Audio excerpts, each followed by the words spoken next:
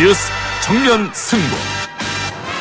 이동형의 뉴스 정면 승부.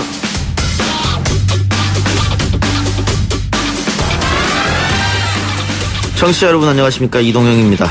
오늘 새벽 문재인 대통령이 유엔 총회 연설에서 이렇게 제안했습니다. 모든 영국들에게 한반도의 허리를 가로지르는 비무장지대를 국제평화지대로 만들자는 제안을 하고자 합니다. 분단의 상징인 비무장지대를 국제평화지대로 만들자는 제안인데요. 가능할까요? 청래당에서 알아보겠습니다. 그리고 지난 주말 두 곳의 집회 현장을 잠시 듣고 오겠습니다.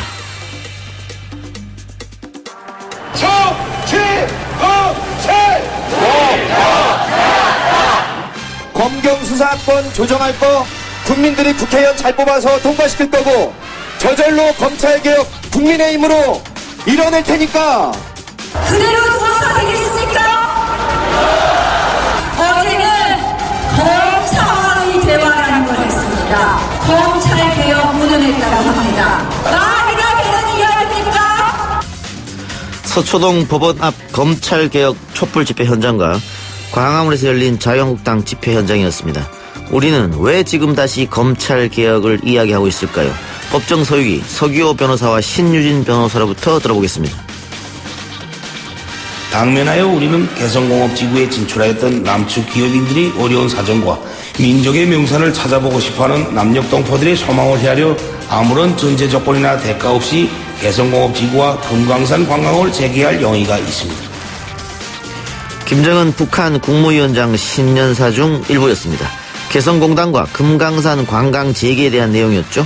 이번 한미 정상회담에서 이 두 가지가 논의돼야 한다며 우리 정부를 압박한 김홍걸 민하협 대표 상임의장의 이야기를 3부에서 들어보겠습니다.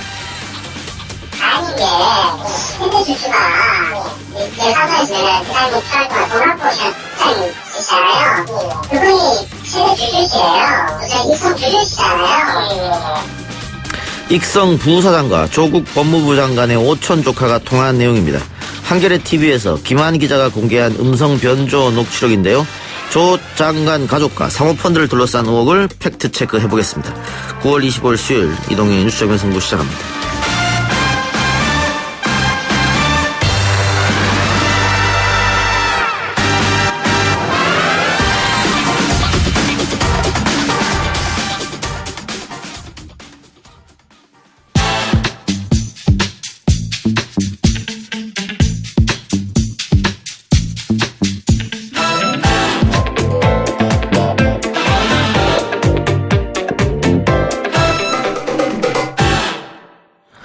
더불어민주당 마포울 지역위원장 정청래 전 의원 나왔습니다. 어서 오십시오. 네, 여러분 안녕하십니까, 정청래입니다. 자, 유엔 총회 기조연설 이야기부터 해봐야 될 것 같은데요. DMZ 평화지대를 만들자. 문 대통령이 이렇게 제안했습니다. 그 DMZ를 평화지대로 만들자는 것은 4.27 판문점 선언에서도 합의했던 사안인데, 문 대통령이 이 부분을 유엔에서 국제사회에 공표했다는 거 어떤 의미가 있을까요? 대단히 큰 의미가 있죠. 예. 이 원래 DMZ 그야말로 비무장지대 아닙니까? 예. 지금까지 70년 동안 중무장지대였죠. 예. 지뢰가 200만 발 정도가 지금 매설되어 있다고 그러고. 예. 그래서 원래는 박근혜 전 대통령 때도 이 DMZ를 평화공원으로 만들자. 예. 그래서 19대 국회 당시 제가 국회 외통위에 있을 때 예. 예산까지 책정했었어요. 300억 정도 예. 조성비를 책정했었는데 당시 박근혜 전 대통령 때는 대북 확성기로 서로 비난전을 펼치고 있었던 때라 예. 실현이 불가능하고 불용 처리됐죠. 예. 근데 이제 그 앞에 국제자를 하나 더 붙였어요. 문재인 대통령 이번에 유엔 연설에서는. 예. 그래서 이 DMZ 평화공원 내에 국제기구를 설치하자. 그러면 개성공단과 금강산이 전쟁 방지턱 역할을 했다면 예. 만약에 국제기구가 이 DMZ 평화공원에 유치가 된다면 전쟁의 가능성은 완전히 사라진다라고 볼 수가 있겠죠.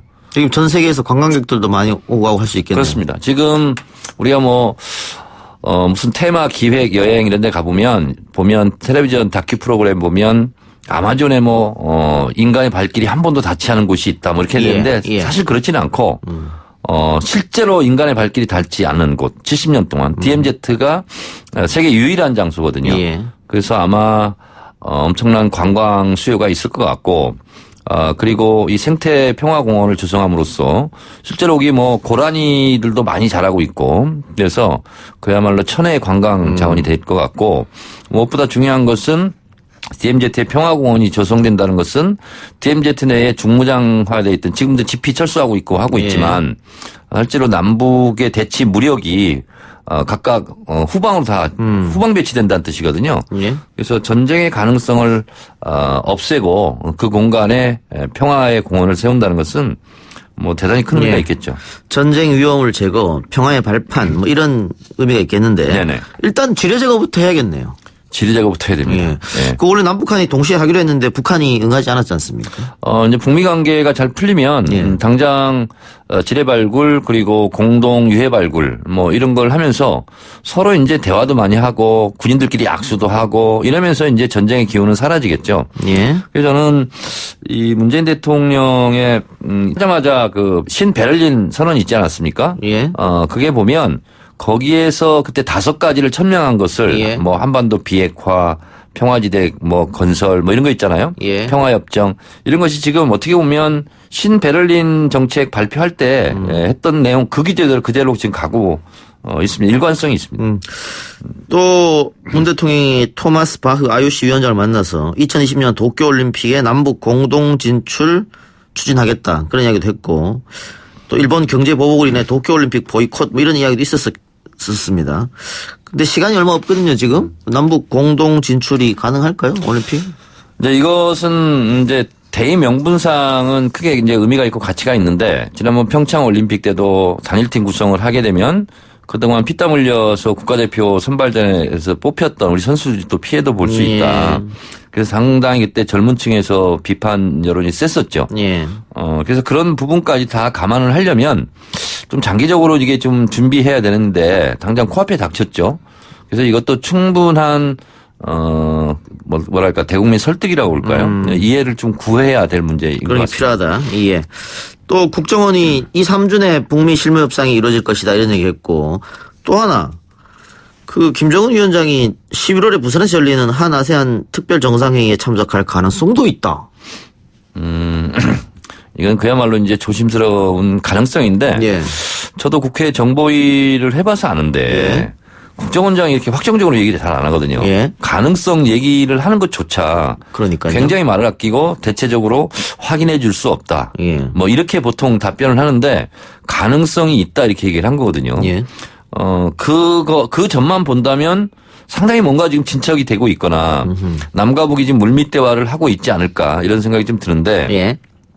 이게 이제 방송용으로 적당한 용어인지는 모르겠는데 3쿠션 예. 적인 측면에서 본다면 지금 트럼프 대통령이 미국 민주당에서는 뭐 탄핵을 추진한다. 예. 우크라이나와 뭐가 있다. 예. 이런 얘기를 했지 않습니까?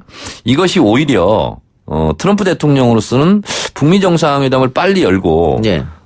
빨리 뭔가 성과를 내야 되는 그래서 뭔가 국면을 전환해야 되는 이런 새로운 변수가 생겼어요. 그렇다면 김정은 위원장으로서는 남과 북이 만나서 무엇을 결정하고 하는 것보다는 일단 미국과 뭔가 매듭을 지어야 예. 답방도 가능하지 않을까 그런 면에서 본다면 시기적으로는 굉장히 좀 이렇게 얼마 되지 않아서 이제 실현된다면 실현될 일인데 예. 글쎄요 저는 제가 웬만하면 낙관적으로 얘기하는데 여러 가지 관계상 예. 좀 힘들지 않을까 이런 생각을 합니다. 네, 그 많은 전문가들도 그 2, 3주 내 실무 협상에 들어간다는 것은 동의하는데 11월에 김정은 위원장이 온다? 이것은 갸우뚱하더라고요. 그리고 더군다나 이제 부산에서 한다. 예. 예를 들면 이 장소가 제주라면 오히려 좀 가능성이 있는데 북한에서 의제 못지않게 중요한 게 경호 문제거든요. 그렇겠죠. 그리고 만약에 북한의 입장으로서는 자기들의 최고 존엄이 무슨 뭐 화형식을 한다거나 반공단체 이런 데서 뭐 시위를 한다거나 이런 것을 못 견디거든요. 근데 이제 부산 같은 경우는 경호상 많은 어려움이 있죠. 부산, 예를 들면 제주도 같은 경우는 다 막아놓고 하면 예. 그런 일이 없을 텐데 그래서 부산에서 한다? 이게 좀 어렵지 않나 이런 생각이 듭니다. 근데 북미 정상회담이 그 사이에 이루어지고 뭐 좋은 결론이 난다면 기대해 볼 수도 있는 거 아니겠습니까?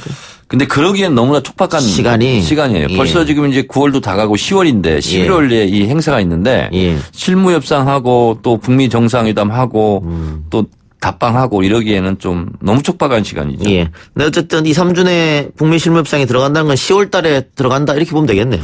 그러니까 아무리 늦어도 10월 말 11월 초에는 북미 정상회담을 뭘 해야 트럼프 대통령으로서도 대선 캠페인에 뭘 활용할 수 있겠죠. 예. 미국은 지금 뭐 다 대선 속으로 지금 빠져 있거든요. 한미 정상회담과 관련해서 자유한국당에서는 맹탕 정상회담이었다. 아무것도 건진 게 없다. 뭐하러 만나러 갔냐 이런 비판이 나오던데. 맹탕 쓸데없는 얘기를 하고 있는데 아직 뭐 성과가 나타난 것도 아니고 그리고 또 유엔 총회에서 대한민국의 대통령으로서 비무장지대를 국제평화기구 공원으로 하자 하는 것만으로도 굉장히 의미가 있는 거죠. 그 한미 정상회담에 대한 브리핑 다 못했을 것이다. 뭔가 핵심적인 것은 발표하지 않았을 것이다. 이런 추측도 있더라고요. 그러니까 미국 입장으로서는 트럼프 대통령이 김정은 만나기 전에 실무협상 들어가기 전에 미리 패를 깔 필요가 없다. 자, 이게 이제 DMZ가 국제평화공원으로 만들자. 그리고 유엔 뭐 국제기구도 유치하자 하는 것이 이제 큰 포석이었다면 아마 제가 추측컨대는 한미 정상회담을 하면서 트럼프 대통령한테 이렇게 얘기했을 것 같아요. 지금 당장 북한은 체제 안전 보장 그리고 대북 경제 제재 해제 이걸 요구하고 있는데 당신이 지금 대선에 나가 있는데 대북 경제 제재를 완화한다 그러면 민주당으로부터 엄청 공격받을 것이 아니냐. 그러니까 그 부분은 우리 대한민국이 좀 뭔가 역할을 하겠다. 그래서 금강산 개성공단을 열므로써 실제로 경제 협조가 경제 협력이 될 수 있도록 우리가 그것은 유엔 제재를 피해 나가는 그런 각도에서 우리가 역할을 할 테니 트럼프 대통령은 그거에 대해서 모른 척 좀 하고 있어라. 이렇게 얘기하지 않았을까? 오가지 않았을까? 뭐 그런 얘기를 했다라면 그것은 자유한국당에서 절대 알 리가 없죠. 그렇죠. 예, 알겠습니다. 그럴 수도 있겠다는 생각이 들고요. 자, 최근 트럼프 대통령이 볼턴을 경질하고 새로운 방법론에 대해서 이야기했는데 새로운 방법론이 어떤 거라고 보십니까? 새로운 방법론은 다른 게 없습니다. 뭐 동시적, 단계적 북한이 주장했던 부분에 대해서 좀 이해했다 이제 이렇게 저는 보고 있거든요. 근데 이 핵 문제를 완벽하게 해결하는데 뭐 10년이 걸린다, 더 이상 걸린다 뭐 이렇게 하는데 뭔가 동시적으로 주고받는 게 있어야 되지 않겠습니까? give and take. 동시적으로 주고받으면서 단계적으로 원 스텝 나간다. 스텝 바이 스텝으로. 그 부분 말고는 해법이 사실상 없어요. 왜냐하면 이게 무슨 올로와 나선 게임도 아니고 서부의 총잡이처럼 서로 총을 겨누고 있다가 동시에 내려놔. 어떻게 내려놓습니까? 서로 신뢰하지 못하고 있는 상태에서. 알겠습니다. 자, 국내 정치 이야기도 좀 해보죠. 자, 조국 법무부 장관 압수수색을 계기로 민주당 내 분위기도 조금 안 좋은 것 같습니다. 부글부글 끓고 있는 의원들도 있다는 얘기 들리고 지금 피의사실 유포 문제로 검찰을 경찰에 고발하겠다 이런 얘기도 들리고 또 한편으로서는 문재인 대통령의 결단을 당 차원에서 요구해야 된다. 이런 의원들의 목소리도 의총에 있었다라고 하는데 어떻습니까 실제로? 우선 피의사실 공표죄는 헌법에서 보장하고 있는 무죄 추정의 원칙에 어긋나고요. 그리고 형법 126조 수사관 또 수사관 주변에 지휘 감독한 사람들이 이제 피의사실을 유출했을 경우에는 3년 이하의 징역, 5년 이하의 자격정지 이렇게 이제 주게 돼 있어요. 근데 지금까지 한 번도 이걸 가지고 처벌당한 사례는 없다고 그럽니다. 역시 검찰이 세긴 센 거죠.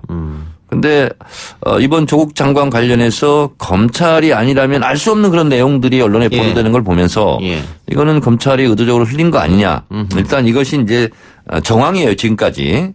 그리고 오늘 뭐 이러저런 언론 보도를 보니까 조국 장관 집에 가서 압수수색을 했는데 압수수색 영장 목록에는 조국 장관과 부인이 함께 사용한 컴퓨터에 대한 압수수색 그때 조국밖에 안 나왔다는 거예요.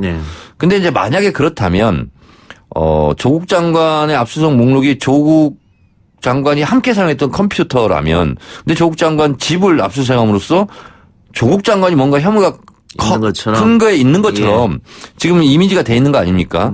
이런 부분이 어떻게 보면 웃으면서 때리는 경우죠.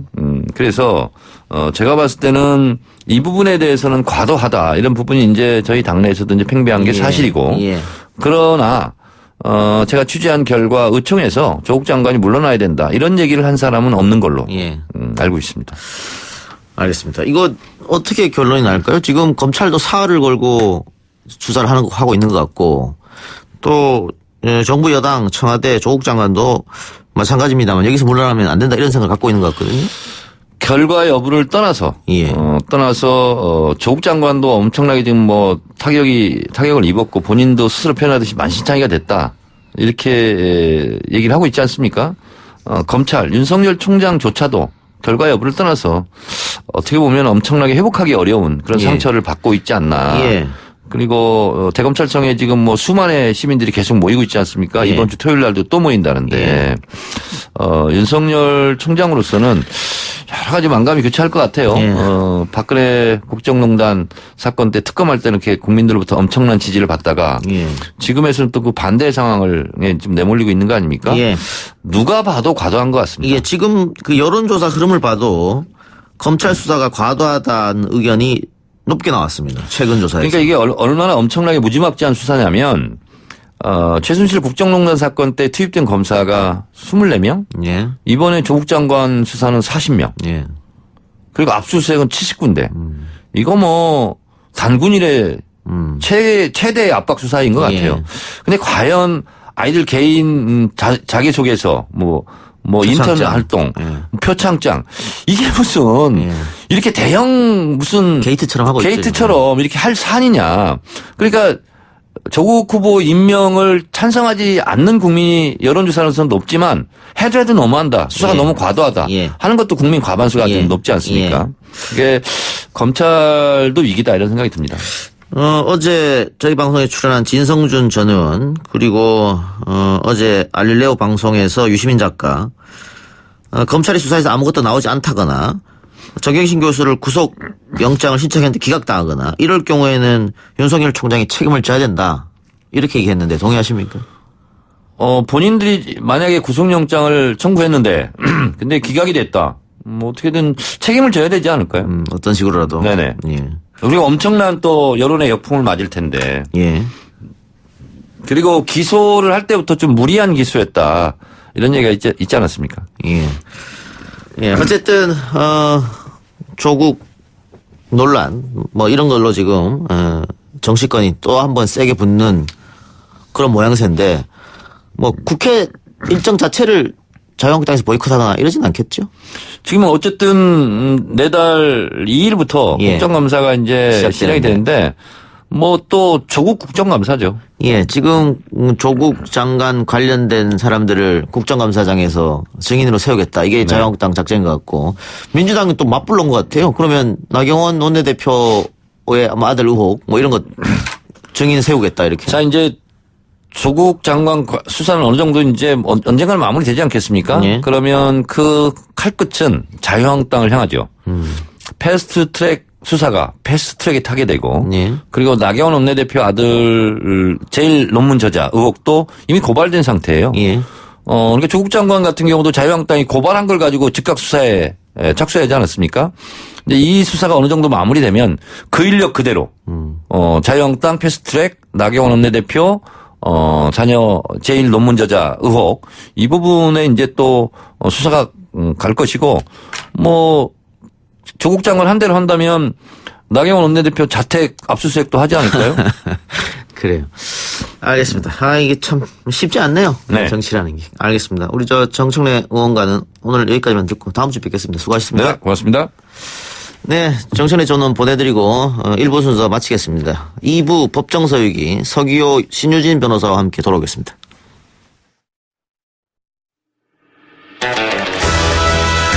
딱딱하고 지루한 뉴스가 소설보다 흥미진진해지는 새로운 경험. 놀라셨죠?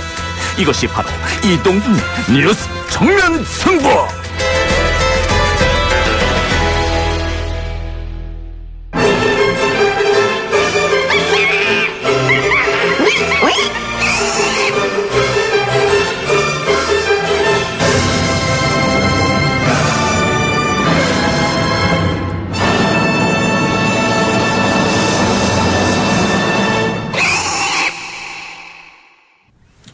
YTN 라디오 이동희 뉴스 정면 승부 2부 법정 서유기 시작하겠습니다. 오늘도 서기호 변호사, 신유진 변호사와 함께합니다. 어서 오십시오. 안녕하세요. 예, 1부에서 정청래 전 의원과 조국 장관 관련해서 잠깐 이야기를 나눠봤는데 청취자들도 다양한 의견 주고 계시네요. 869 하나님, 세월호 사건, 가습기 살균제 사건 이런 거는 어영부영 수사하면서 참 어처구니가 없습니다. 대한민국 검찰이 그렇게 한가합니까? 이런 의견 주셨고, 3126님, 사모펀드는 대규모 권력형 게이트로 번질 수 있는데 의도적으로 누락하여 사건 스케일을 축소하지 말았으면 좋겠습니다. 다양한 의견 감사하고요. 2주 전 여론조사를 보면 검찰이 제대로 자신들의 맡은 바 소임을 다하고 있다, 이런 의견이 높았는데 최근 여론조사는 검찰이 너무한 거 아니냐, 이런 의견이 좀 높은 것 같습니다. 국민 여론도 조국 장관 수사가 계속되면 계속될수록 널뛰게 하는 것 같은데, 두 분은 지금 최근까지 진행된 검찰 수사에 대해서 어떤 의견을 갖고 계십니까? 예. 지금 여론조사에서 보듯이 예. 많은 분들이 피로감을 느끼고 있고, 또 이번 주 월요일이죠. 장관의 자택에 대한 압수수색, 이 부분이 굉장히 좀 결정타였던 것 같습니다. 많은 11시간 분들이 동안, 네. 예, 11시간 동안 압수수색한 거, 그리고 많은 분들이 그전까지는 조금 관망했던 분들도 이건 너무하지 않느냐, 이런 이야기들이 많이 나고 있고, 제 주변에서도 별로 관심이 없었던, 특히 조국 장관에 대해서 약간 도덕적으로 좀 문제가 있지 않느냐라는 생각을 갖고 있던 사람들마저도 검찰이 해도 너무하네, 이번 촛불 집회 때는 내가 가겠다, 이런 사람도 막 생기고 막 그러더라고요. 예. 서기호 변호사 주변인들은 법조인들입니까? 뭐 아닌 사람도 있고요. 제 고등학교 동창 친구도 있고 그런데 예. 저도 사실은 월요일날 압수수색 그 소식을 듣고 굉장히 충격을 받았고 감정이입이 되는 거예요. 마치 제 집이 털린 것 같은 그런 기분이 들 정도로. 근데 서기호 변호사는 판사 출신이니까 결국은 이 검찰이 압수수색 영장을 청구하고 판사가 발부했으니까 압수수색 하는 거잖아요. 그래서 저는 그 판사의 영장 발부도 문제가 있다고 생각하거든요. 작년에 양승태 대법원장을 비롯한 박병대 대법관, 이런 사법농단 관련자들, 자기들 상관에 대해서는 그렇게 주거의 평온이 중요하다면서 막 기각해놓고 기각했죠. 예. 이번 장관 자택에서는 전격적으로 발부를 해줬잖아요. 이런 부분도 형평성에 안 맞는 것이고, 그래서 어떤 분들은 무섭다, 이런 이야기도 하시는 분도 있더라고요. 예. 신유진 변호사. 근데 그 부분은 약간 뭐 기계적으로 다룰 수는 없는 것 같아요. 제가 이런 말씀을 드리는 거는 정확하게 사안을 판단해야 대한 자료가 필요하다라고 생각이 들어서, 그 이번 사건은 양승태 전 대법원장은 그 주거의 평온 때문에 뭐 자택의 영장은 기각됐으나 이번에는 왜 현직 장관인데 영장을 청구했냐, 이렇게 하는데, 이거는 사실은 초점이 현직 장관인 조국 장관에 대한 것이 아니고 정경심 교수에 대한 거예요. 예. 저는 아직까지도 이 무게 중심이 조국 장관으로 넘어갔다고 보이지 않거든요. 예. 그렇기 때문에 정경심 교수에 대해서 검찰이 지금 대대적인 지금 압수수색 과정에 있고, 그 과정에서 자택을 압수수색했다라고 그렇게 그 차이점은 좀 인식을 하고 싶어요. 그리고 이제는 뭐 정경심 교수 소환이 임박했다라는 얘기도 나오고, 조국 장관에게도 어떤 혐의를 지금 뭐 인정할 수 있느냐, 이런 얘기까지 나오는데, 지금 아직까지도 그 조국 장관과 직접적인 개연성이 있다는 사실은 어디에도 그 무슨 단서도 아직 제공이 되지 않았다고 저는 생각이 들어서요. 예. 네. 그 신유진 선생님 말씀 맞는데, 실제로도 이번에 영장에 조국 장관에 대한 피의 사실이 있다는 보도가 있었지만 그게 아니고, 사실은 조국 장관과 함께 있는 정경심 교수에 대한 것이다라는 이야기도 나오지 않습니까? 그래서 사실 조국 장관 본인에 대한 거라고 확정적으로 말하기는 어려운데, 그거에 대해서 검찰에서는 말을 또 안 하고 있어요. 예. 언론에서 계속 앞서 나가서 뭐 조국 장관이 피의자로 된 것처럼, 혐의가 있는 것처럼 뭐 그렇게 막 언론에서 보도하는데, 검찰에서는 아니다, 예를 들어서 그렇게 브리핑을 또 안 하거든요. 예. 그러다 보니까 이게 의도가 있는 거 아니냐라는 생각이 드는 거죠. 언론 플레이다. 예. 알겠습니다. 자, 조 장관 자택에 대한 압수수색이 11시간이나 걸렸는데, 이것과 관련해서 검찰이 해명 브리핑을 했습니다. 이것도 굉장히 이례적인 거 아닙니까? 그렇죠. 검찰이 이런 거에 일일이 뭐 해명했던 적이 없는데 이번에 뭐 검찰은 딱 그런 것 같아요. 여론에서 자신들의 행동에 대해서 어떤 불이 너무했다라고 하고 검찰에 대해서 지적할 만한 지점이 생기면은 바로 해명합니다. 예. 그런데 그 뭐 이런 의혹이 있는 거에 대해서 검찰이 만족스러울 때는 전혀 해명하지 않거든요. 근데 이번에 11시간이 너무 과도하다 이런 얘기가 나오니까 바로 11시간 동안 우리가 뭐 계속 있었던 것이 아니고 뭐 변호인을 참여시킨 과정이 있었고 그리고 영장을 추가하느라고 그 시간이 오래 걸렸던 것이다. 그리고 또 예. 심지어 술 먹었는데 그 밥이 뭐 중식이 아니라 한식이라는 그런 예. 해명까지. 짜장면이 아니었다. 네. 한식이었다. 이런 해명까지 해서 예. 참 오히려 예. 근데 소교 변호사님 어떻습니까? 이 압수수색 할 때 추가로 영장을 받아서 이렇게 하는 경우가 흔합니까? 흔치는 않은데요. 예. 이제 그 일반 국민들이 볼 때는 11시간이나 압수한 것에 대해서 굉장히 분노하고 그러시는데, 뭐 이야기를 들어보니까 이게 컴퓨터에 있는 파일들을 추출을 해내려고 할 때 변호인이 입회해가지고 일일이 하나씩 검토하고 이렇게 하다 보면 좀 시간이 걸리기는 한다고는 합니다. 아마 그때도 변호인이 입회를 했기 때문에 그런 것 같은데, 문제는 이게 과연 이 압수수색이 필요했냐부터 시작해서 이렇게까지 오랫동안 할 필요했냐 뭐 이런 일반 국민들로서는 납득하기 어려운 일들이 이번 건이 아니라 그 전부터 이 문제가 누적되다 보니까 그렇다고 생각합니다. 예. 그러니까 검찰 지금 물어보신 질문 중에 이렇게 영장을 추가 발부하는 것이 흔치 않은 일인가요? 흔한 일인가요? 이렇게 예. 말씀하셨는데 이런 수사 자체가 흔치 않은 일입니다. 예. 지금 뭐 표창장 위조부터 해가지고 그러니까 검찰이 되게 제가 이렇게 말씀해서 좀 그렇지만 되게 어떻게 보면은 언론을 이용한다는 게 언론들이 뭐 표창장에 관심이 있으면 표창장에 대한 거를 좀 풀어요. 예. 그 다음에 사모펀드에 관심이 있으면 사모펀드에 가는 걸 또 풀어요. 그래서 여기저기서 다 조금씩 완전히 뭐 확실한 어떤 의혹도 없는 상태에서 계속적으로 지금 먼지털이식이다라는 비판을 받을 정도로 지금 검찰 수사하고 있는 게 아닌가 예. 싶어요. 그러니까 지금 70여 곳 가까운 곳을 압수수색했는데 펀드도 그렇고 뭐 아직 확정된 게 아니니까. 네. 그리고 자식의 자소서 문제, 표창장 문제로 과연 이 특수부 검사 40명이 붙어가지고 이 70여 곳 압수수색하는 게 맞느냐. 그리고 이런 비판을 압수수색한 있는 것 결과물을 포렌식하기 위해서 지금 150여 명 검사들을 또 그 직원들을 동원을 해서 예, 수사관 포함해서. 예.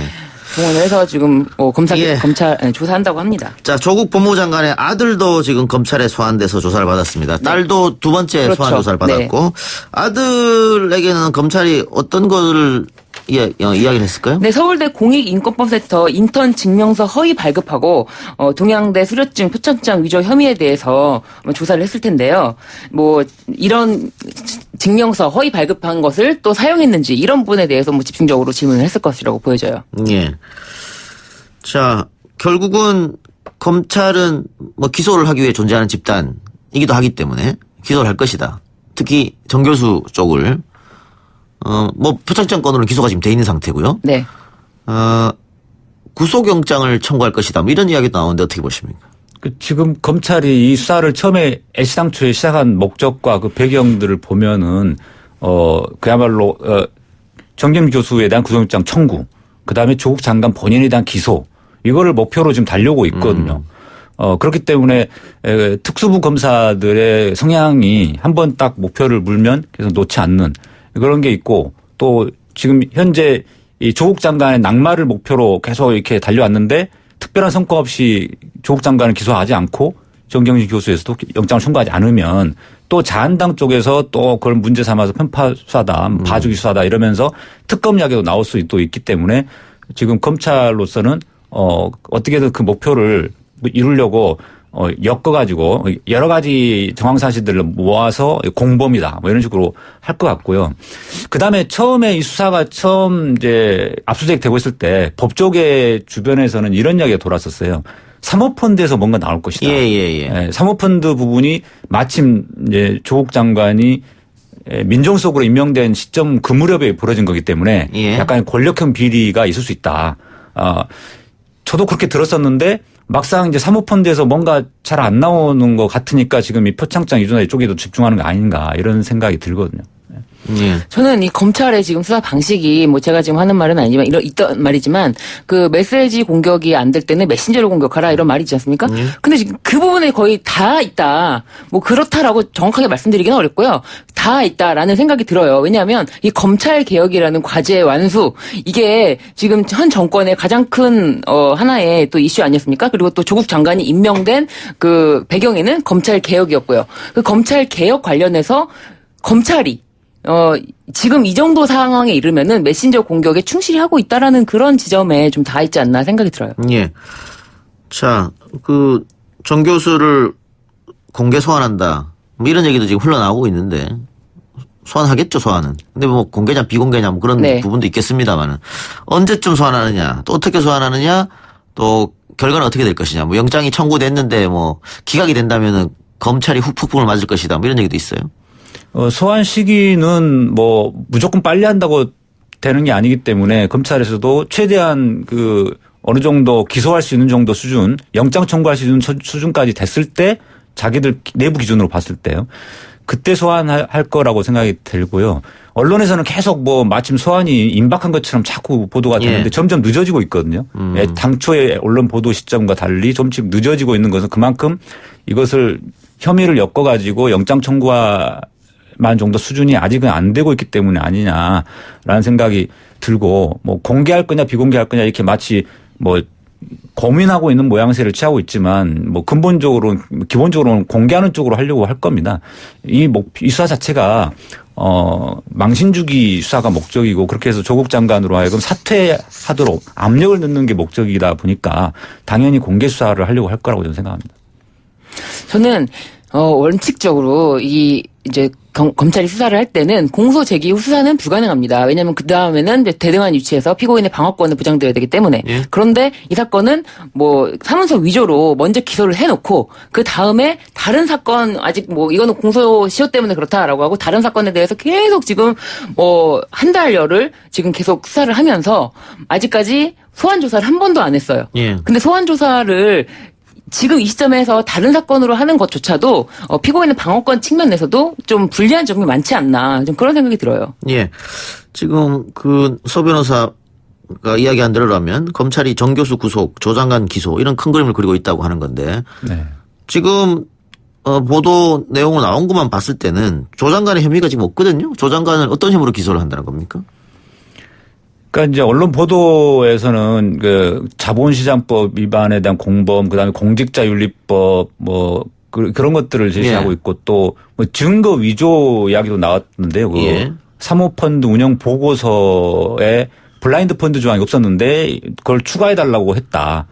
근데 그런 내용들 또 보면은 이제 블라인드 조항이 원래 있는 것이라서 추가를 해달라고 한 것이기 때문에 그걸 조작했다고 위조했다고 할 수 없는 건데 그것도 언론에서는 뭐 마치 증거 위조가 성립되는 것처럼 예. 하고 또 이번에는 아들 뭐 인턴십 증명서 서울대 공익버센터 그것을 위조한 거 아니냐 이런 의혹들을 또 이렇게 언론에서 제기하고 있어서 그러니까 그런 것들이 말 그대로 의혹 제기 수준을 언론에서 막 보도하고 있고 예. 검찰에서도 확인은 안 해주고 있다고 하거든요. 근데도 그러니까 그렇기 때문에 제가 보기에는 기소되더라도 이게 유죄 판결이 선고될 만한 내용이 없다고 저도 생각을 하는데 예. 이제 검찰에서나 언론에서나 그것을 목표로 지금 달려가고 있기 때문에 어떤 식으로든 이렇게 공범으로 일단 그러니까 정경심 교수를 우선 구속영장 청구를 해서 기각되더라도 정경심 교수를 기소해서 거기에 정경심 교수와 공범으로 이제 엮으려고 하겠죠. 또는 이제 서울대 공익법센터 같은 경우는 직접 한 거니까 직접 관련된 거니까 그 부분은 뭐 공범이 아니라 본인이 직접 뭐 위조한 것으로 기소하지 않을까라는 생각이 듭니다. 예. 자, 조국 법무장관이 오늘 의정부지검에 이어 대전지검 천안지청에서 검사와의 대화를 다시 진행을 했습니다. 결국 조국 장관의 목표는 검찰 개혁에 있는 것이고 검찰이 지금 이렇게 70여 군데 이상을 압박하면서 턴 이유도 검찰 개혁에 정하기에 위한 거 아니냐 이런 의견도 있습니다. 검찰 개혁은 당연히 필요한 거 아니겠습니까? 어떻게 보세요? 그러니까 저는 가장 중요한 부분이 그 특수부의 검찰 직접 수사권 요게 핵심이라고 생각이 됩니다. 왜냐하면 패스트트랙으로 올라가 있는 검경 수사권 조정 안에는 검찰이 직접 수사권 폐지가 없잖아요. 예. 그만큼 검찰에서는 직접 수사권을 끝까지 놓지 않으려고 이것만큼은 이제 양보할 수 없다 이런 이야기를 계속 입장을 해왔기 때문에 검경 수사권 조정 안에서는 그것이 빠졌는데 이제 조국 장관이 임명되면은 그 부분까지 축소시켜서 점진적으로 폐지까지 나가려고 할 거라는 것을 이제 내부적으로 다 알고 있었기 때문에 이것을 막기 위해서 조국 장관에 대한 수사를 이렇게 하지 않았느냐. 물론 없는 것을 막 만들어서 했다고 하기 어렵지만은 여러 가지 뭐 의심스러운 정황들이 이제 뭐 제보도 들어오고 뭐 이러다 보니까 이제 수사를 한 것이죠. 그래서 과거에 그러니까 특수부 사건을 주로 했던 특수통 검사들이 2011년도에 중수부 폐지 이야기가 나왔을 때 뭐 거의 검난이라고 불릴 정도로 이렇게 한상대 총장을 이제 사퇴시키면서 중수부 폐지를 막았는데 그 중수부 폐지를 막으려고 그 집단적으로 반발했던 그런 것과 지금 굉장히 비슷한 양상이다라는 것이고 또 한 가지는 대선 박근혜 그 국정농단 수사와 사법농단 수사 등을 통해서 윤석열 총장이 국민적인 지지와 신망을 얻은 상태이기 때문에 그거에 대한 자신감으로 더더욱 그 검찰 개혁을 막으려는 시도하에 이번 수사를 벌인 게 아니냐라는 생각입니다. 지금 윤석열 총장이 당시 2012년 검란 때 중수 폐지 그 반대 가장 앞장선 검사 중에 또 한 사람이었고 그때 대변인 역할을 했었습니다. 예. 알겠습니다. 그런데 한쪽에서는 검찰 개혁은 필요한데 지금 꼭 조국에 대한 이런 것도 있고 지금 이렇게 의혹 많은 사람, 하자 있는 사람이 검찰 개혁을 할 수 있겠느냐 이런 얘기도 있어요. 근데 저는 그 검찰 개혁에 대해서 일반 국민들이 피부로 정말 와닿지 않았던 분들이 많았을 것 같아요. 예를 들면은 검찰이 기소권과 불기소권이 둘 다 있기 때문에 이거는 어마어마한 무소불위의 권력이 있다. 영장 청구권까지 있다. 검찰에게만. 그렇기 때문에 이거에 대해서는 굉장히 견제돼야 될 권력이다라는 점을 아무리 뭐 토론회라든지 뭐 이런 데 나와서 얘기를 하더라도 국민들이 뭐 갸우뚱 뭐 잘 모르던 분들이 이번에 그 조국을 향한 검찰이 대대적인 수사를 보면서 검찰이 한번 마음을 먹으면 사람을 거의 이렇게 망가뜨릴 수 있는 정도의 힘이 있구나 검찰이. 그래서 그런 생각을 하고 또 뭐 검찰을 뭐 칭찬하시는 분들도 있겠죠. 이제 뭐 다른 쪽에 계신 분들은 그러면은 검찰을 칭찬하시는 분들도 저 검찰 저 칼끝이 나를 겨냥하면 이거는 나는 예를 들면은 아까 뭐 정청래 의원님께서 뭐 이제 나경원 대표를 압수수색해야 된다라고 한다면 누구를 겨냥한다면 나만 할 사람이 있겠는가라는 그런 무서움도 한번 생각을 해본다면 지금 검찰이 하는 어떤 이런 지금 어마어마한 대규모 인력을 투입해서 수사하는 방식은 분명히 문제가 있다. 검찰 개혁 필요하다라고 생각이 듭니다. 저도 한번 생각해봤거든요. 네. 나를 만약에 검찰이 저렇게 타면 큰일 나겠다 생각이 확 들더라고요. 바로 그런 심정이 이번 압수수색 장관 자택 압수수색 때 그렇게 많은 분들이 느꼈다고 생각이 들고요. 그다음에 이제 특수부의 그 직접 수사권 축소 문제와 또 연결되는 게 피의사실 공표 문제잖아요. 그러니까 검찰이 항상 직접 수사권을 발동을 해가지고 이렇게 막 이잡듯이 먼지털이식으로 수사를 할 때 꼭 활용하는 것이 바로 이제 피의사실 공표, 유출 이런 것들인데 언론에서의 그런 속보 경쟁과 맞물리면서 사람을 왕신주기로 거의 몰고 간다. 기소 독점, 기소 편의 다 갖고 있는데 전 세계 검찰 중에서 가장 막강한 권력을 갖고 있는 사람들이 대한민국 검찰이다. 그래서 본인들이 항상 대한민국 검찰 이렇게 얘기하잖아요. 검찰 공화국이죠. 네. 두 말씀 오늘 여기까지 듣고 다음 주에 뵙겠습니다. 수고하셨습니다. 감사합니다. 1, 2부 순서 마치고요. 뉴스 듣고 돌아오겠습니다. 글쎄 안 들려 들을 뉴스 없어 아무 뉴스도 귀에 들어오지 않아 듣고 또 들어도 들을 뉴스 없어 만든 게 이프로야 이동영의 뉴스 정면승부 YTN 라디오 이동영의 뉴스 정면승부 3부 시작합니다. 선출된 권력과 선출되지 않은 권력 과연 어느 쪽에 통제장치가 필요한가? 이 질문에 대한 답은 명확합니다. 물론 사법부의 판단은 존중되어야 하지만 모든 결정권을 검찰과 법원이 쥐고 있다면 그건 건강한 사회라 할 수 없겠죠. 정치의 사법화에 대해서도 고민해야 할 시점이 아닌가 싶어서 3부에서는 이 이야기를 해보겠습니다. 이재명 경기도지사의 대법원 상고심을 앞두고 범국민 대책위가 꾸려졌는데요. 여기에 함께하는 분 민하협 김홍걸 상임의장 연결합니다. 의장님. 여보세요? 의장님이 나와 계십니까? 네, 아직 연결이 안 돼서 다시 연결하도록 하겠습니다. 이재명 지사 1심 판결 결과는 무죄 판결이 났었는데요. 2심 결과는 뒤집어져서 다른 혐의에 대해서 무죄, 나머지 한 부분이죠. 방송 토론에서 거짓 사실을 유포했다. 이것 때문에 지금 벌금 300만 원을 받고 지사직 상실 위기에 놓여 있는데 이런 이재명 지사를 구해야 된다. 이런 대책 모임이 꾸려진 것 같습니다. 김홍걸 상임의장 다시 연결하겠습니다. 의장님. 여보세요?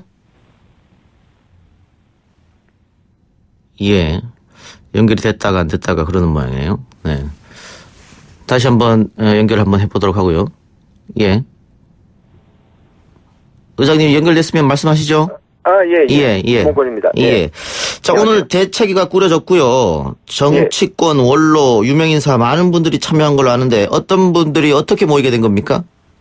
워낙 많은 분들이 참여하셔서 일일이 다 말씀드릴 수는 없고요. 예. 각계각층에서 함세용 신부님하고 또 위안부 피해자인 이용수 할머님 해서 굉장히 많은 분들이 참여하셨습니다. 예. 김홍걸 의장님은 어떤 이유로 이 일에 동참하게 된 겁니까? 예, 이번에 참여하신 많은 분들이 그렇듯이 이번 일은 이재명 지사를 정치적으로 지지하고 안 하고 이런 차원의 문제가 아니고요. 예. 유권자들의 지지에 의해서 압도적으로 당선된 후보를 예.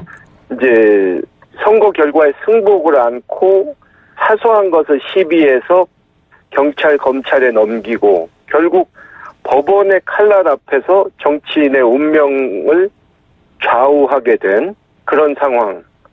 그것은 좀 민의에 어긋나는 것이 아닌가. 예. 이런 정치적 풍토, 그러니까 서로 고발해가지고 정치적으로 해결할 문제도 이 법원으로 가져가서 심판을 받겠다는 그런 어떻게 보면 공멸을 여야가 공멸할 수 있는 예. 그런 잘못된 정치 풍토는 바뀌어야 한다 하는 점에서 예. 참여를 하게 됐습니다. 예.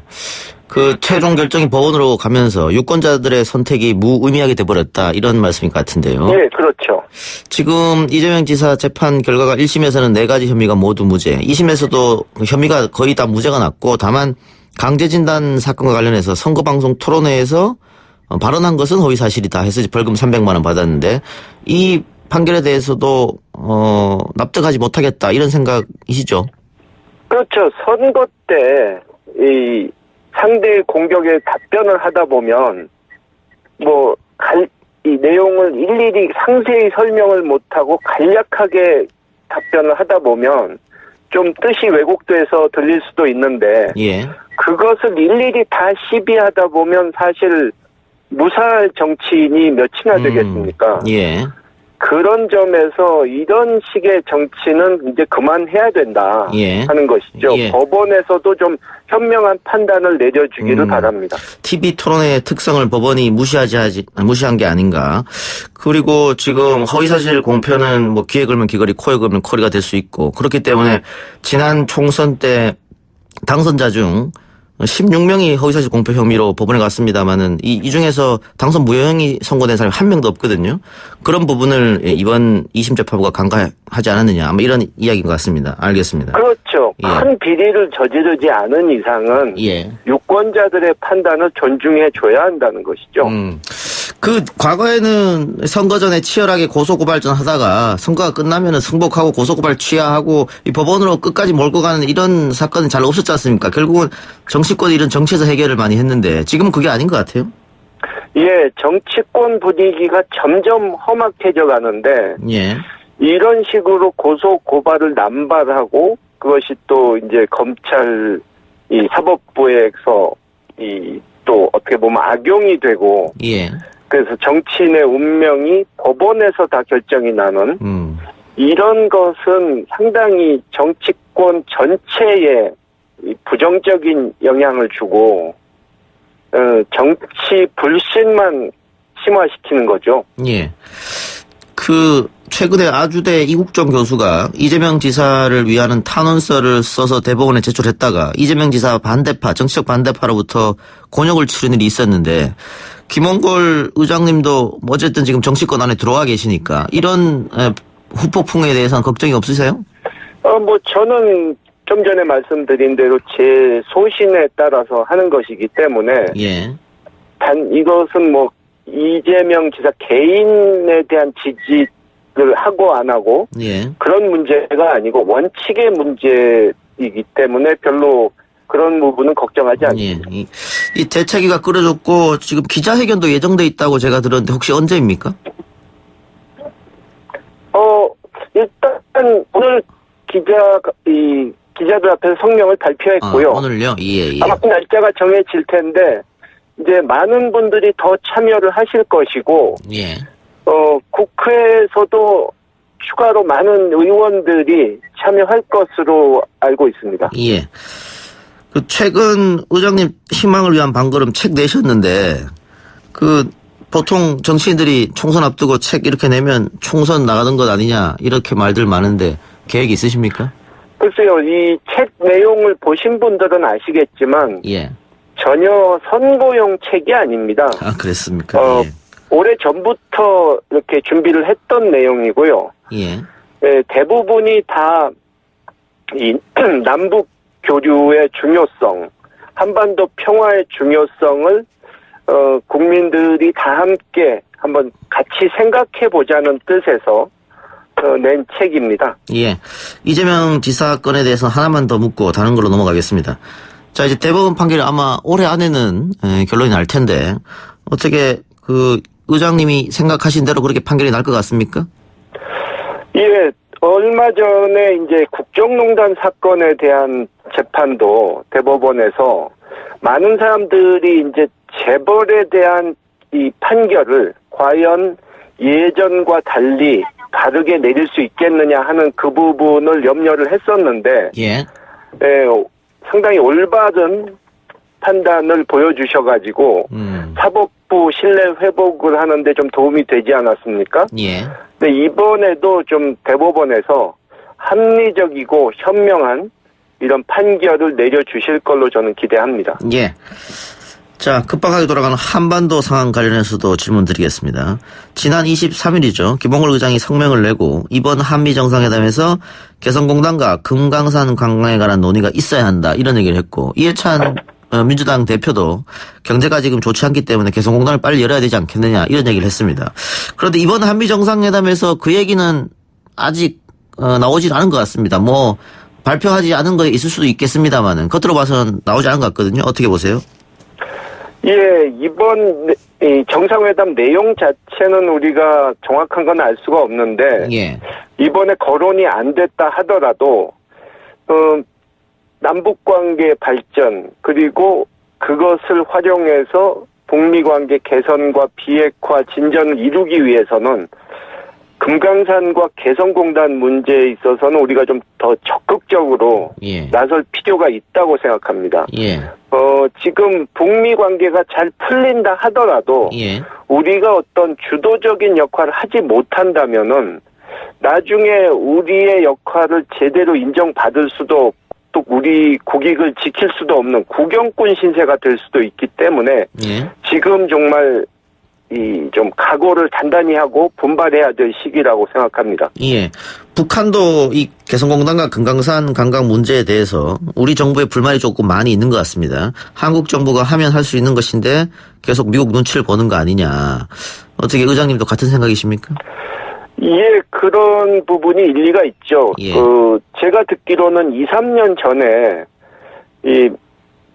우리 한국 측의 전문가들이 미국 국무부의 고위 관료를 만나서 금강산과 개성공단 문제를 얘기하니까 그쪽에서도 별로 달가워하진 않았지만 한국 측이 하겠다고 강력히 주장한다면 우리도 어쩔 수 없지 않겠느냐 하는 그런 반응을 보였다는 얘기를 들었거든요. 예. 그렇기 때문에 우리가 좀 더 강력하게 요구를 할 필요가 있습니다.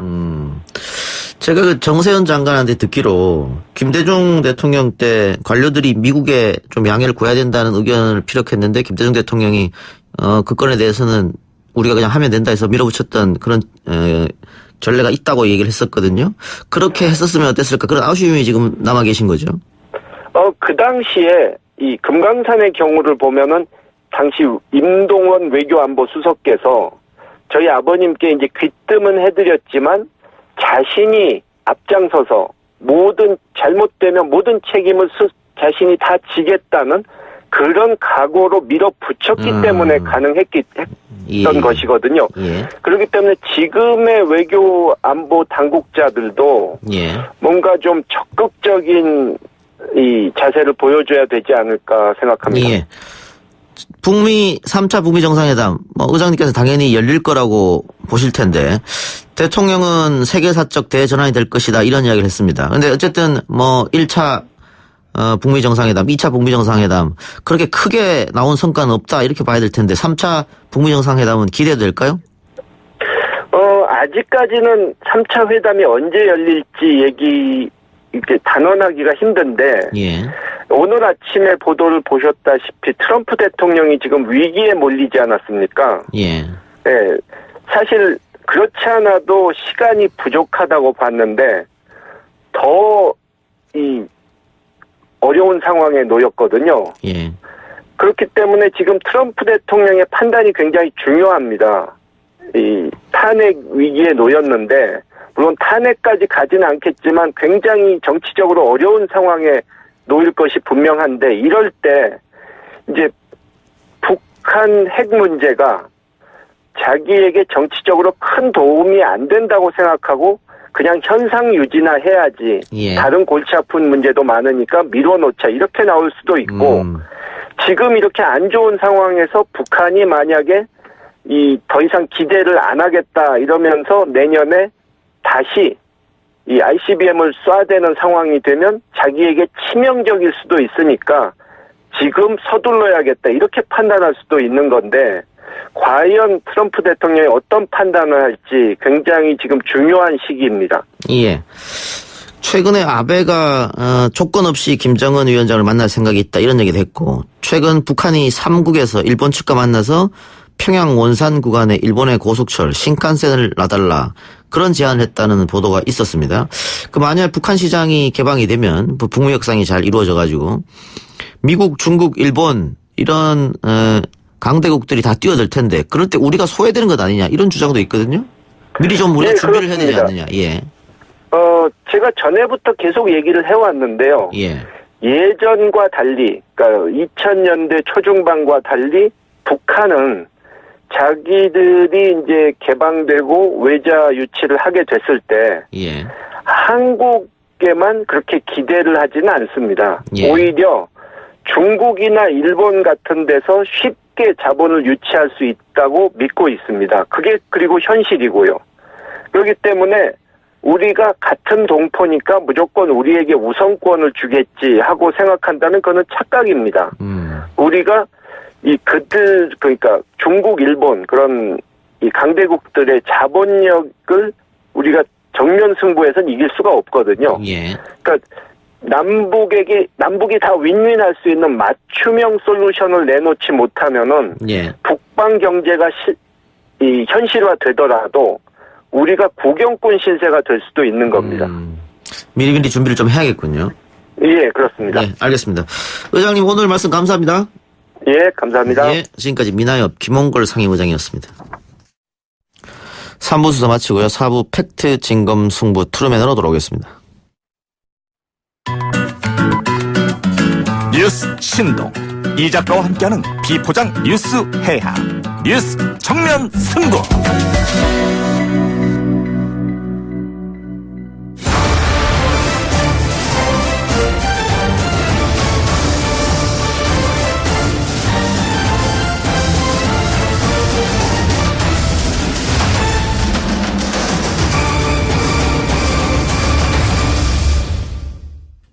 팩트진검승부 트루맨 시간이 돌아왔습니다. 팩트체크 전문 미디어 뉴스톱의 김준일 대표, 한겨레신문 김한 기자, 어서 오십시오. 안녕하세요. 자, 오늘 팩트체크 해볼 것은 크게 두 가지입니다. 문재인 대통령의 유엔 총회 기조연설, 그리고 두 번째 펀드곡인데, 오늘 뉴스톱이 문재인 대통령 유엔 총회 기조연설 발언을 팩트체크 했다고 하는데요. 일단 연설을 먼저 듣고 오죠. 끊임없는 정전협정 위반이 남북 간의 군사적 긴장을 높이고 때로는 전쟁의 위협을 고조시켰지만 지난해 9.19 군사합의 이후에는 단 한 건의 위반 행위도 발생하지 않았습니다. 특별히 알려드리고 싶은 일은 한국 전쟁 당시 남과 북, 유엔군과 중국군의 최대 격전지였던 화살머리 고지에서 지금까지 모두 177구의 유해를 발굴한 것입니다. 비무장지대에는 약 38만 발의 대인지뢰가 매설되어 있는데 한국군 단독 제거에는 15년이 걸릴 것으로 예상합니다. 한국은 한국형 지속가능 발전 목표를 수립하여 국제사회에 약속한 지속가능 발전 목표 이행에 많은 노력을 기울이고 있습니다. 예, 연설을 듣고 왔는데 일단 첫 번째 내용, 지난해 9.19 군사합의 이후에는 단 한 건의 위반 행위도 발생하지 않았다라고 대통령이 얘기했는데 실제는 어떻습니까? 일단 이 발언이 나온 배경은 오늘 알다시피 이제 대북 유화 어떤 제스처를 취했죠. 그러면서 같이 판문점, 그러니까 비무장지대를 뭐 문화유산으로 유엔의 뭐 유산으로 하자라고 하면서 좀 이제 북한에 제스처를 취했다라는 그런 뭐 배경이 있어야 되는 거고요. 예. 이해를 하시려면 일단 대체로 보면 이거는 사실이 아니죠. 왜냐하면은 일단 미사일을 10번을 쐈습니다. 예. 미사일을 10번을 쐈는데 이게 서로 어떤 적대적 행위를 하지 않고 도발을 하지 않겠다라고 하는 게 이 군사 그 합의의 취지인데 미사일 10번 쐈으면 이거는 깬 거라고 봐야죠, 사실. 근데 뭐 이제 이거 내용을 좀 보면 해당 합의서에는 남과 북은 지상과 해상, 공중을 비롯한 모든 공간에서 군사적 긴장과 충돌의 근원으로 되는 상대방에 대한 일체의 적대 행위를 전면 중지하기로 하였다라는 거예요. 그러면 미사일이 어떤 적대적 행위, 도발이 아니냐라고 예. 봤을 때는 좀 보기 힘들고요. 다만 이제 좀 고민을 할 부분은 이제 일단 국방부가 공식적으로 9월 19일 날 1주년을 맞아서 단거리 발사체 발사는 군사 합의의 명확한 조항으로 되어 있지 않아서 위반은 아니다라고 밝힌 바가 있어요. 그래서 정부의 공식 기조, 공식 입장은 계속 일관되게 위반은 아니다라고 보고 있는 것이죠. 예. 그러니까 이걸 어떻게 그 미사일 발사를, 그러니까 핵미사일이 아니니까 중단거리 미사일 발사를 이게 그 적대행위라고 볼 수 있느냐, 기준을 어디에 두냐에 따라 달라질 것 같아요. 그렇죠. 그러니까 만일 북한이 했던 중단거리 미사일 발사가 적대행위라고 본다면 북한에서 이야기하는 우리가 미국하고 같이 연합훈련을 하는 것, 그다음에 우리가 스텔스기를 도입하는 것, 이것도 다 적대행위라고 볼 수 있는 거지 않습니까? 그러니까요. 그래서 아예 북한에서는 우리 민족끼리 이런 사이트에서는 남측이 먼저 군사합의를 깼다. 그래서 우리가 지금 하고 있는 거다. 이런 식으로 했어요. 그래서 북한의 논리를 봐도 깬 거예요. 그러니까 양쪽 다 깬 거예요. 그래서 어찌든 이 발언이 어떤 맥락에서 나왔는지는 청취자분들께서 이해를 하실지라도 대체적으로 사실은 아닌 것으로 봐야 된다라고. 그래요. 알겠습니다. 맞죠. 예.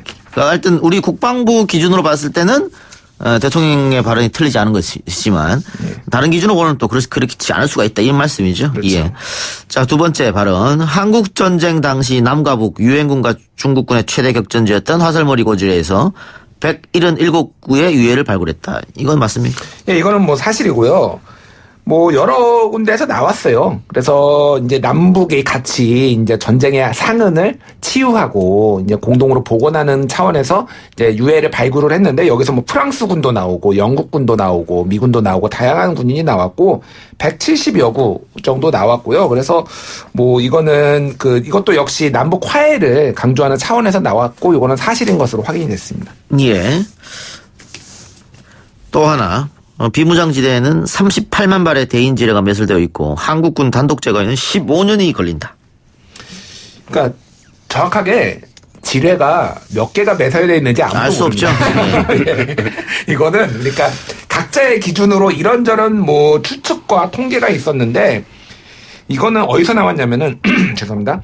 작년에 국회 국방위원회 최재성 더불어민주당 의원실에 제출한 그 합참이 제출한 국정감사 자료에 따르면은 DMZ 786개소에 약 38만 발의 대인지뢰가 매설돼 있다. 그리고 민통선 이북 지역까지 포함하면 77만 발에 달한다라는 건데 어떤 언론 보도를 보면은 100만 개 뭐 있다라는 얘기도 굉장히 많아요. 그래서 실제 얼마나 매설되어 있는지는 알 수가 없고 한국군이 이거를 단독으로 제거하는데 15년이 걸린다? 이것도 알 수가 없는 거예요. 어떤 데는 200년 걸릴 거, 서울신문이었나? 여기에서는 200년 걸릴 수도 있다. 이거 한국군이 혼자서 하려면은 그런 관측까지 나와서 사실 미지의 영역인데 어쨌든 이런 가슴 아픈 상흔이 있었다라는 걸 강조하기 위해서 대통령이 말을 한 것 같습니다. 알겠습니다. 마지막. 한국은 한국형 지속 가능 발전 목표를 수립해서 국제사회에 약속한 지속 가능 발전 목표 이행에 많은 노력을 기울이고 있다. 일단 뭔 내용입니까? 내용을 잘 몰라서. 이게 그러니까 한마디로 얘기하면은 지속 가능한 사회. 한마디로 지금 이번 유엔 총회에서 가장 화두가 됐던 게 기후 변화예요. 기후 변화를 위해서 이산화탄소 배출을 줄여야 한다. 그래서 국제사회가 각자 노력을 하고 있다. 그래서 문재인 대통령도 기조연설을 또 하지 않았습니까? 기후 변화 회의에 가서. 근데 문제는 사실은 오늘 팩트 체크한 것 중에서 이게 가장 큰 문제입니다. 뭐냐면은 한국이 전 세계에서 가장 이 부분에 있어서는 지금 체면이 안 쓸 정도의 지금 굉장히 뒤처진 분야예요. 그 몇 가지 팩트를 좀 말씀드릴게요. 일단은 기후변화 대응에 대해서 국제 기준에 매우 미흡한데 일단은 재생에너지 비중, 우리가 리뉴어블 에너지라고 하죠. 재생에너지 비중이 국제적 기준에 비해서 매우 낮습니다. 그래서 G20 국가들의 기후변화 대응 현황을 집계하는 비영리 기관 기후 투명성 보고서에 따르면은 한국은 전력 사용에서 재생에너지가 차지하는 비중이 2017년 기준으로 3%예요. 근데 G20은 평균 24%입니다. 예. 태양열, 풍력, 수력 이런 것들이죠. 그렇죠. 그러니까 3%라고 하면은 전 세계 꼴찌 수준이란 거죠, 지금. 게다가 이게 우리가 신재생 에너지라는 단어를 쓰고 있어요. 한국에서는. 근데 이게 전 세계에서 이런 말을 쓰는 나라가 없어요. 그러니까 무슨 얘기냐면 신에너지와 재생에너지를 합쳐서 신재생에너지인데 신에너지는 80년대 만들어진 말인데 이게 70년대 무슨 얘기냐면은 석탄을 액화해서 만든 거. 이것도 신에너지예요. 그 당시에 보면은 새로운 에너지인 거예요. 근데 석탄을 액화해서 만들면 엄청나게 많은 이산화탄소가 발생하지 않습니까? 지금 기준에서 보면은 친환경적이 아닌 거예요. 그래서 글로벌 스탠다드가 아니기 때문에 신재생 에너지란 말을 자체를 지금은 쓰면 안 됩니다. 근데 전 세계에서 거의 유일하게 지금 대한민국 정부만 신재생 에너지란 말을 쓰고 있고 수치가 훨씬 늘어나거든요. 7% 정도 대가 돼요. 근데 신에너지를 빼버리면은 2%대입니다. 그러니까 수치를 좀 부풀리기 위해서 신재생 에너지란 말을 지금 쓰고 있어요. 어쨌든 한국형 지속 가능 발전 목표 수립을 위해서 더 많은 노력이 필요하겠네요.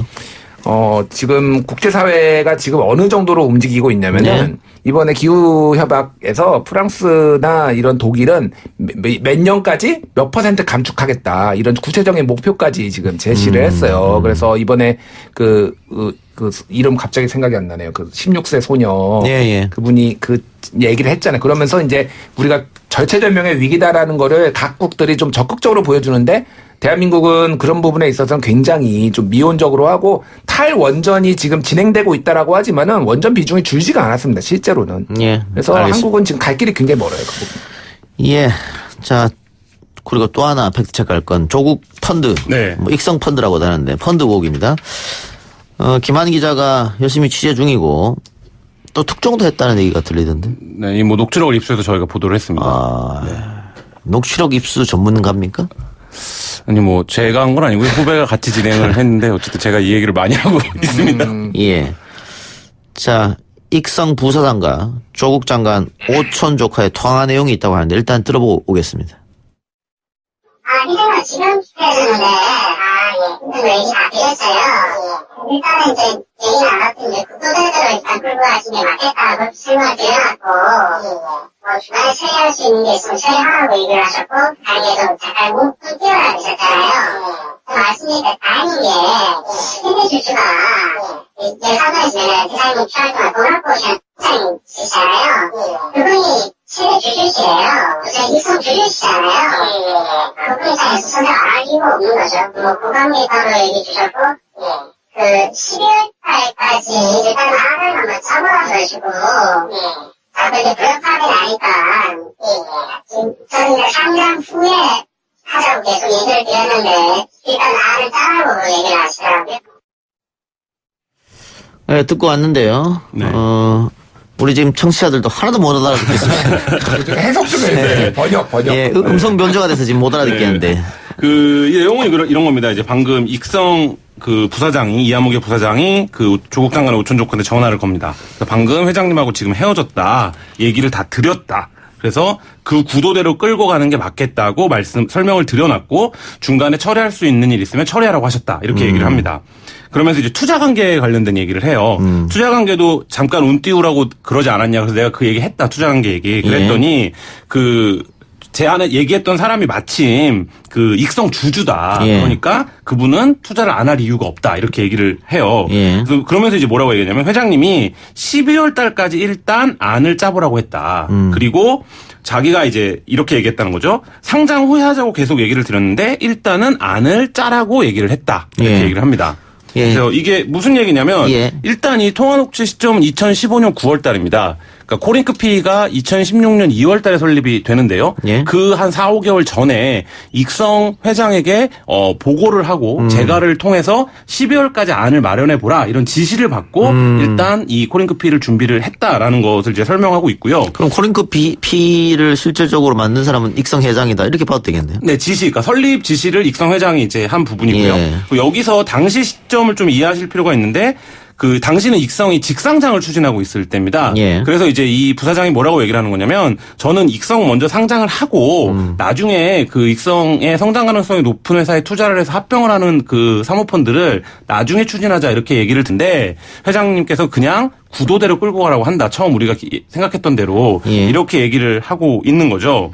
그래서 이 녹취의 중요성은 뭐냐면 이게 이제 검찰이 일으킨 건지 아니면 언론이 일으킨 건지 모르겠지만 애초에 이 코링크피가 누구 것이냐, 소유가 누구냐. 근데 사실 이 코링크피는 사모펀드를 운영하는 이제 사모펀드 운용사의 이름이기 때문에 실소유주를 사실 따지는 건 법적으로 크게 의미는 없습니다. 왜냐하면 여기에 투자를 한 사람들이 이 사모펀드의 목적에 맞게 투자를 하고 재무적 이익을 보는 구조이기 때문에 그런데 어쨌든 검찰이나 지금 계속 언론이 실소유는 정경심 교수가 차명으로 소유했던 거 아니냐 이런 의혹을 제기해왔는데 이 녹취에 따르면 이 코링크피 사모펀드는 익성 회장의 지시에 따라서 설립되고 기획된 것으로 보는 것이 맞다라는 게 저희 그 증거가 될 수 있습니다. 그런데 같은 녹취록을 들었는데 오늘자 조선비즈 기사를 보면 코링크가 익성 펀드 하고 물음표. 관련자들 익성은 조국 일가에 사기당했다고 생각. 이렇게 타이틀이 왔거든요. 네.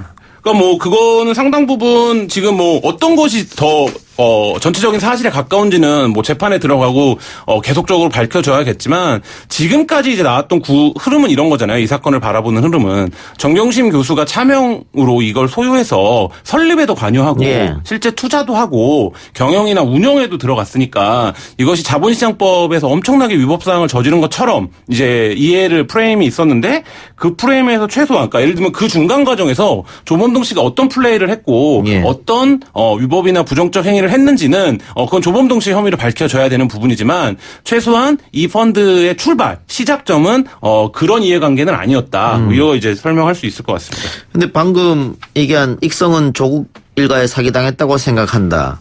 조선비즈 기사. 이거는 결국은 검찰이 갖고 있는 생각하고 일치하는 거 아닙니까? 아니 뭐 검찰의 생각과 완전히 일치하는 검찰이 무슨 생각을 하는지 솔직히 잘 모르겠는데요. 잘 모릅니까? 네, 완전히 일치하는 건 아닌 것 같고 검찰은 어쨌든 조국 일가가 이 펀드의 운영에 관여했다라는 거니까. 근데 다만 이런 겁니다. 익성이 조국 일가에게 사기당했다라는 거는 결국엔 조범동 씨한테 사기를 당했다는 얘기가 될 텐데 익성이 이 코링크피의 첫 번째 펀드였던 레드 펀드를 운영할 당시까지만 운영할 동안은 익성의 이해관계나 익성의 이익을 위해서 이 펀드가 충실히 기능을 했었거든요. 그리고 그 이후에 실제로 익성이 어떤 손해를 입었는지 이런 것들이 지금 뭐 나온 게 없기 때문에 익성이 뭐 이용당했다 이렇게는 얘기할 수 있겠지만 뭐 사기당했다고까지 하는 건 과한 것 같고 익성이 이용당한 점은 익성의 자금을 운용하면서 조범동 씨가 부당한 이득을 취했다면 그 부분은 뭐 익성이 사기당했다고 얘기할 수 있지만 뭐 그것 외에 구조적으로 뭐 사기를 당하는 구조로 보기는 조금 어려운 게 아닌가. 또 다른 기사 동아일보 오늘자 기사인데요. 단독 익성 IFM, WFM 자금 흐름 적힌 사진 확보. 이게 타이틀입니다. 이건 뭐 어떻게 해석해야 됩니까? 코링크 P가 두 개의 시기로 나눠집니다. 첫 번째는 레드펀드를 운영했던 시기인데요. 2016년 2월부터 2017년 초 정도까지로 보시면 되는데 이 기간 동안은 익성에서 온 것으로 추정되는 40억 원의 자금을 갖고 익성 상장을 위해서 우회 상장을 할 기업에 투자를 한다든지 익성의 지분을 매입하는 데 사용을 합니다. 그러고 나서 2017년 5월 달에 조국 민정수석이 취임하고 7월 달에 이제 정경심 교수의 자금이 들어오죠. 그건 이제 다들 아시지만 블루펀드에 투자가 돼서 웰스 시엔트의 지분을 인수하는 데 사용이 되는데요.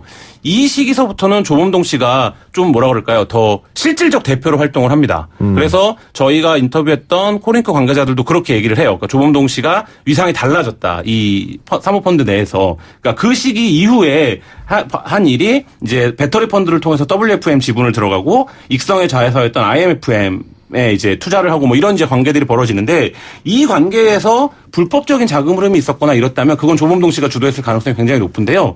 검찰이 지금 뭐 나왔다는 거 2차 보고 있는 시각은 2차 배터리라고 하는 거 음극재랑 2차 배터리를 토대로 해서 주가 조작, 그러니까 테마주를 만들어서 주가 조작을 하려고 했던 거 아니냐 이런 혐의들을 지금 보고 있는 것 같아요. 근데 지금 동아일보 보도는 이에 대한 증거가 나왔다. 이걸로 이제 이해를 하시면 될 것 같습니다. 그러니까 만약에 그 주가 조작을 하는 증거가 나왔다. 그 기사가 맞다고 하고 그럼 주가 조작을 누가 시도하려고 했느냐 이게 중요한 거잖아요. 그 시도는 당시에 코링크 P라고 하는 사모펀드를 운영했던 게 조범동 씨가 실질적으로 운영을 했기 때문에 조범동 씨가 이제 1차적으로 책임이 있을 거고요. 그거와 관련된 이 주가 조작을 하려면 본체가 있어야 되고요. 이것이 안정적으로 생산돼서 납품될 수 있다. 이제 그게 익성이죠. 그리고 신소재를 갖고 있는 회사가 있어야 되는데 그게 이제 IMFM, 익성의 자회사인 IMFM이고 WFM은 그 2차 배터리를 생산하는 생산 공장을 짓겠다라고 지금 했던 거기 때문에 이 세 개의 이해관계자들이 모두 그 네트워크를 이뤄야 이 주가 조작이 가능한 거죠. 그러니까 거기서 조범동 씨가 주가 조작을 하려고 했다. 그럼 이 중요한 부분에서 정경심 씨나 조국 장관이 관여를 했느냐? 이게 지금 국민들은 궁금한 거잖아요. 그렇죠. 그러니까 그 부분에 대한 관여 여부를 검찰이 밝혀야 되는 부분인데 지금까지 수사를 보시면 애초에 이 수사의 구조는 어떤 거였냐면 웰스라는 회사가 그 조국 장관 일가의 투자를 받고 광급공사를 막 싹쓸이했다. 그러니까 여기에 조국 장관의 영향력이 행사된 게 아니냐. 이 시점에서였는데 지금 그 얘기를 하는 사람은 아무도 없습니다. 그러니까 물러났고요. 그 다음에 나온 쟁점이 뭐였냐면 정경심 씨가 실제로 이 사모펀드를 소유하고 지배하는데 이 사모펀드가 이상한 관계에 투자를 한 거를 차명으로 다 했던 거 아니냐의 의혹이었는데 그거 이제 저희 한겨레 기사에서도 여러 차례 썼지만 자본시장법상의 투자자의 책임을 거기까지 물을 수는 법리적으로는 없다. 이런 게 지금 이제 어느 정도 소결론에 이르렀고 그리고 최근에 나오고 있는 게 코링크 2기로 볼 수 있는 WFM, IFM, 웰스가 이익을 공유하는 관계에서 자본시장에서의 부당적 사기 거래가 있었던 거 아니냐라는 건데 그 부분에 대한 혐의나 증거들은 검찰이 이제 뭐 재판 과정에서 공개가 되든지 밝혀줘야 되는 거고 거기서 구체적으로 정경심 씨가 어떤 역할을 했냐 이 부분은 아직까지는 구체적인 이제 자료나 증거로 드러난 부분은 없습니다. 그러니까 지금 김한 기자 말대로 문제가 있다고 하면 조범동 씨가 문제인 건데 자유한국당이나 보수 언론에서 주장하는 거, 조국 장관이나 조국 장관 아내가 관여됐다.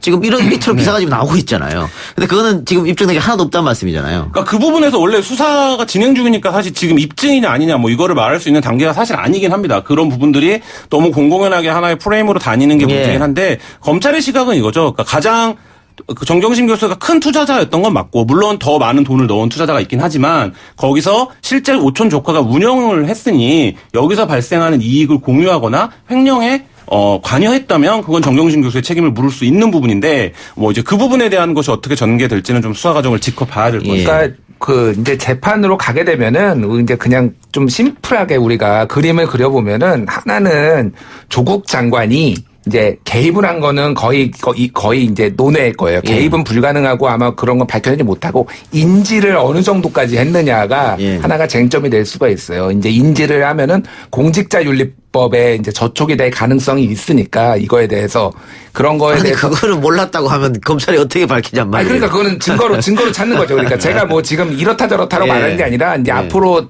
어떤 식으로 전개될지에 대해서 간단히 지금까지 나온 정황들을 보면 너무 복잡하니까 그러니까 조국 장관 건에 대해서는 인지를 했느냐 안 했느냐를 가지고 검찰하고 변호인단하고 이제 붙을 거고 이 정경심 교수 같은 경우에는 인지는 당연히 이제 거의 된 걸로 지금 보고 이제 이 펀드에 개입을 어느 정도까지 하고 이게 그런 주가 조작이나 이런 거에 어느 정도 개입을 하려고 했느냐라는 거를 검찰은 입증을 하려고 할 테고 이거는 관련이 없다라고 할 테고 그 싸움이에요 지금 거의. 한겨레가 했듯이 초반에 이거는 설립이 익성으로 됐고 중간에 변한 거기 때문에 그 처음부터 이거를 기획으로 해서 했다라는 거는 이제 깨진 거죠 그거는. 언론에서 나오는 거 자본시장법 위반이나 공직자윤리법 위반으로 처벌받을 수 있다.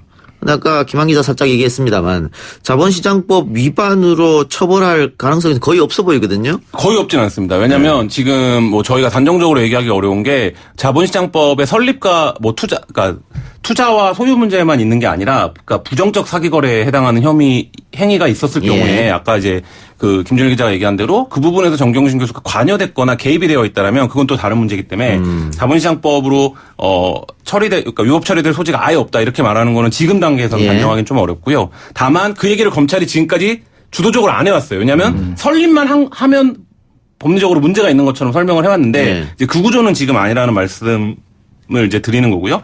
공직자윤리법 같은 경우에는 차명으로 소유했는데 불성실 신고를 했다라고 하면 조국 장관에게 책임을 물을 수는 있습니다. 근데 이제 그 부분을 그러면 차명으로 뭔가를 했다라는 그래서 재산 신고를 허위로 했다라는 거를 다시 입증해야 되는 부분이 있죠. 그래요. 자, 김한 기자가 지금까지 쭉 취재했었을 때 취재한 내용 종합하면 이 코링크 P의 실소유주는 누구라고 보십니까? 저는 실소유주가 만들어진 쟁점이라고 보는데요. 그러니까 실소유주는 사실 투자한 사람들의 공동으로 그만큼의 지분을 갖고 있는 구조인 거죠. 이 사모펀드는. 그러니까 애초에 설립했을 때는 그 40억이 다 익성에서 온 자금이라고 한다면 그러니까 익성을 위해서 존재했던 사모펀드인 거죠. 근데 그 이후에 2017년 중반부 시점 이후에 정경심 교수의 돈과 WF 우국헌 회장의 돈으로 이것이 운영이 됐기 때문에 그 시점부터는 WFM 우 회장의 지분이 제일 많은 거고요. 그리고 정경심 교수의 지분이 있는 거죠. 예.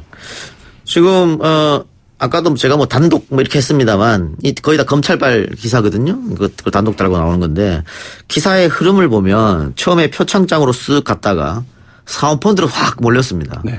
그리고 한겨레에서 단독 특종 때리고 나서 다시 표창장으로 돌아가는.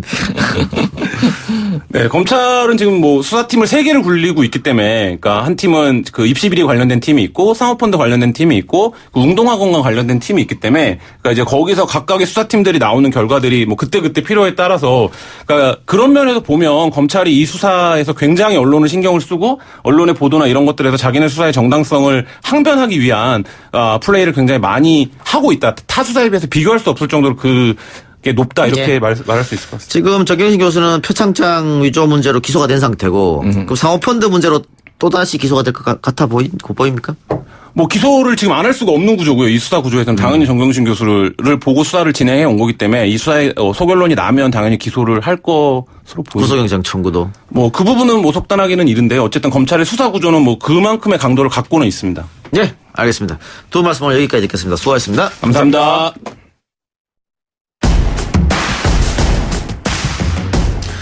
오늘 방송 여기서 마치고요. 저는 내일 다시 돌아오겠습니다. 들어주신 여러분 대단히 고맙습니다.